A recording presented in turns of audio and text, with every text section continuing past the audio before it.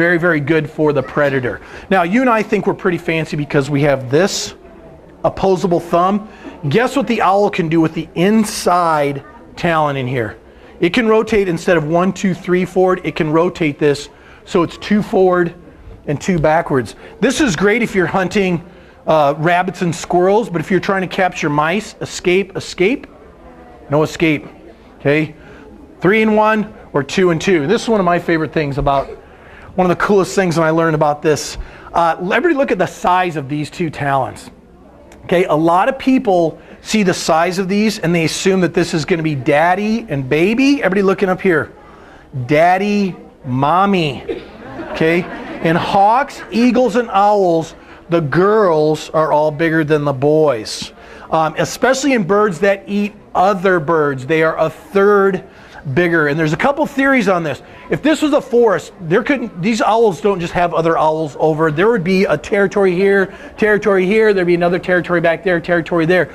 They are very limited to where the size of the territory and the amount of food they have available. If they're both the same size, they're going to eat the same food. They're going to be in competition with each other. And so one of them will starve, or both of them will starve, and there won't be enough food for their young. If one is big and one is little, this one can be eating rabbits and squirrels. This one can be eating mice and voles. Well, that would also work if the boy was bigger and the girl was smaller. And here's the theory behind this. If you are a bird, we see this in birds that eat other birds. If you fly around and kill birds all day, why don't you just come home and kill and eat your mate? She's another bird, you go find another mate, right? Well, if she's much bigger than you want to attack her? Why doesn't she kill and eat him? Somebody usually says it out loud. Somebody usually, she loves him? Yeah, somebody usually says it out loud. They're going to have to mate. She's going to have to sit on those eggs. If she kills and eats him, she's going to have to fly off and find her own food, which means her eggs are going to cool down, no reproduction. Same thing if she's just stubborn and stays on those eggs, tips over and dies, no reproduction. So if she keeps him around, he can keep bringing her food. Guess where else we see this? This just blows me away. Tyrannosaurus Rex. They figured out that all the big ones were the girls. They used to think there were 2 separate subspecies. They had Tyrannosaurus robustus, the big ones, and Tyrannosaurus gracile, the little ones. And after they started figuring stuff out, it's the girls are the big ones and the boys are the little ones, which is interesting. What does Rex mean? What does it mean? The tyrant king. Okay, it was the tyrant queen, Tyrannosaurus regina. Maybe by the time you're my age, they'll change that to the tyrant queen. So I will pass these 2 around. Please be careful with these. These are very sharp. These birds were hunting. By the way, I have to have special permits for this. I can't go around just pick stuff from the Fish and Wildlife Service and from the Department of Natural Resources. I have to have a salvage permit. I can't just go around chopping up stuff that I find dead alongside the road. I have to have a special permit for that. So you need to know that. Pass these around as well. A couple other things. What do they do with the food that they can't digest? The fur, the feather, the bones. What do they do with those? What do they do? Yes, they cough it up. It's called casting. Say that with me. Casting. They cast up a pellet. And it's not like your dog puking in the living room. It's not this big dramatic thing. It's very subtle. If you ever see a bird, or if you see like you're at a live bird show and you see a bird and it's yawning, they're not tired, they're not bored, they're getting ready to cast a pellet. I'm going to pass one of these around. Please be careful with this one. This one is, I've had this one for a very long time. I think this was from a great horned owl. You can see there's a bunch of different kinds of bones in here. There's a skull and the lower part of the jaw of a least shrew. Those are the ones that are tipped in brown. That is our only venomous mammal we have here in Iowa. There's also some hollow bones, which means they've been eating birds. I'll pass around. I got a hollow bone here too. I'll pass this around so you can just see what a hollow bone looks like. It's not hollow like you can see through it like a straw. It's got supportive struts in there. This bird, before I get ready to get him out, he is very nervous. He's a wild animal. He's not my pet. He doesn't get fed special treats. He's a wild animal. And for him to come out into a room like this is going to be very, very scary to him because you are big, scary people. There are a lot of you in this room, so I need it to be nice and quiet. You guys might want to scoot around because I'm going to have him right here. So you guys might be kind of close. Why don't you scoot around over here? But you're going to be looking at me and you're going to be trying to peek around and see that. So I need you guys to stay nice and still Nice and quiet. He will be nervous. Like I said, it's exciting working with this guy because the male's personality is much more, how do we say, unpredictable than the females. My female would just sit there and be nice until it was time to go, and then she would pinch me and say, get me back in there. He does all sorts of crazy stuff, so it's always an adventure. It's always an adventure for me when I get him out. I will tell you why, thank you. I will tell you why we have him at camp, and then when it's time for questions, don't raise your hand like this. He hasn't eaten yet today. He still has one good eye. I don't want him to think your hand flopping around his food. So if you have a question, just very slowly raise your hand, okay? Pictures are fine. I'll let you know when that time is. It's okay for the paparazzi. I'm so used to working with school groups. Anybody have disposable cameras? When school groups come out, it's like 140 kids with disposable cameras, and they don't mind the flash on the click. It's when everyone goes zzz, zzz, zzz, 140 kids doing that, and that bird that's a little bit of distraction for him. So I'm gonna get ready to get him out. You guys who are close, there's a good chance you'll hear this. When I get ready to get him out, he clicks his beak. He's trying to intimidate me. He's trying to.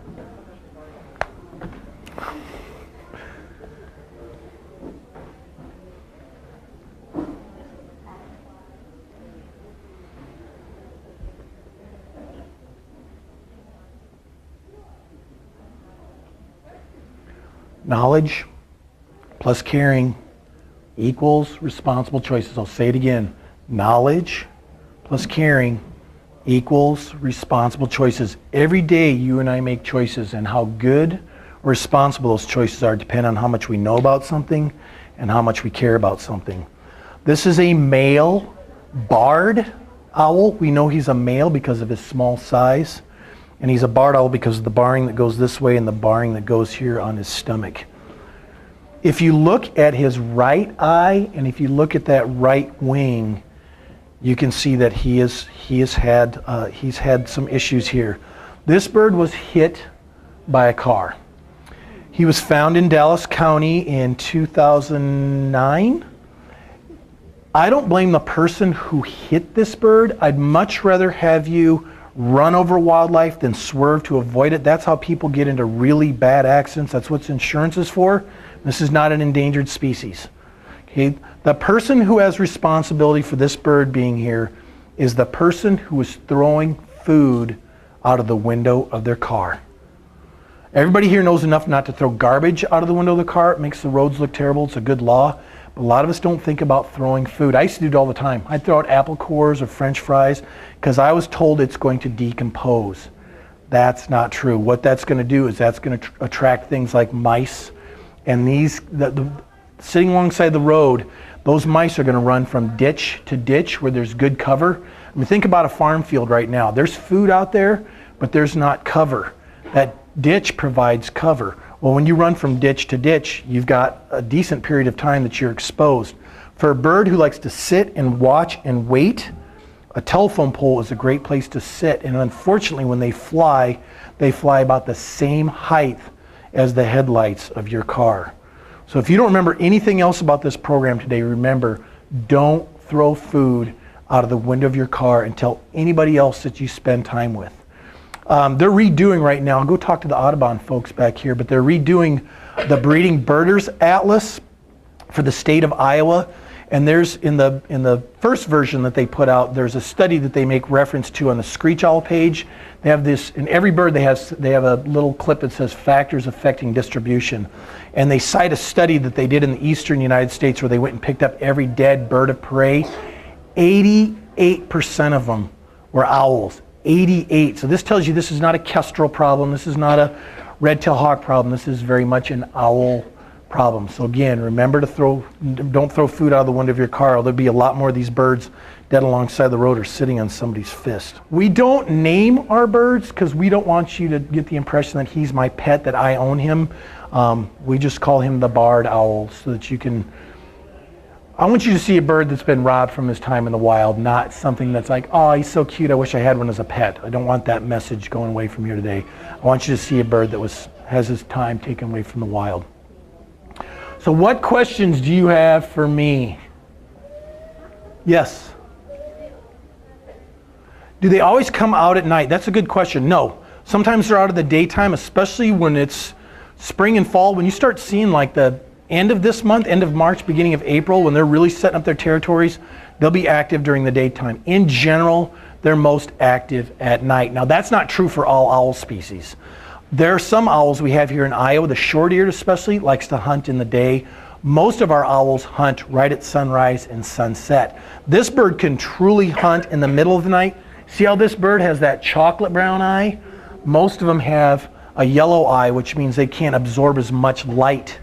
This guy with that darker eye can really absorb a lot more light than say a great horned owl that likes to be on the edge. There's a reason when I had you close your eyes, I described the dark place where the barred owl lives. How old? That's a great question. I don't know the age of this bird. The only way we would know the age is if it came into us as a young and was covered with the down feathers. I can tell you it's a relatively young bird. If you stick around for the next program we're going to do a little bit later, I have a red-tailed hawk. She's 21 years old. She has cataracts. Just like when we start to age, we get cataracts. We don't see as well. We don't hear as well. He still has a very, very clear eye. So I think he's a relatively young bird. Yes? How fast do barred owls usually fly? I don't know the miles per hour, but that's not what they're built for. They're built to be silent surprise hunters.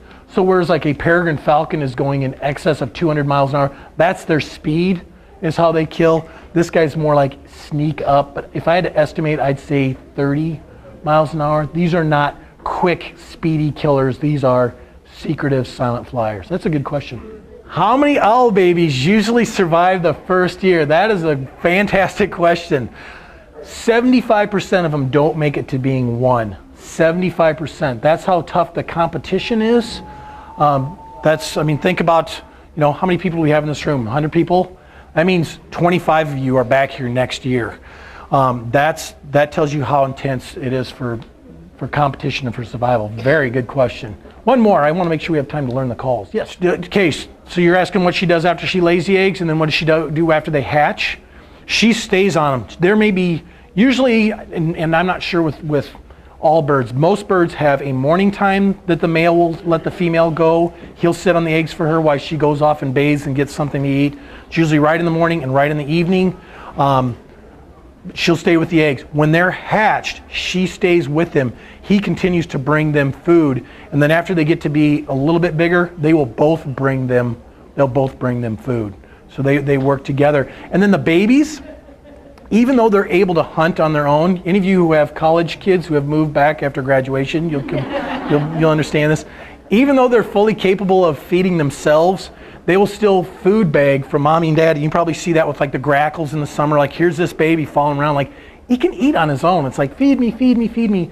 The young will stick around and do that with the adults as well. So they usually stick around with them through those first 9 months. They'll still be with them. So if you hear an owl that's like trying to call like a barred owl but doesn't sound quite exactly like it, it's the juvenile ones.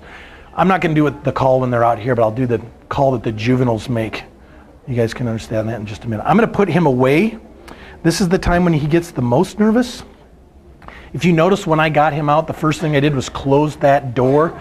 That box is his safe place. So if he sees that door open, that's the whole time he wants to be in there. So I'm just going to... That's called baiting. It's normal. He's just excited about going back in.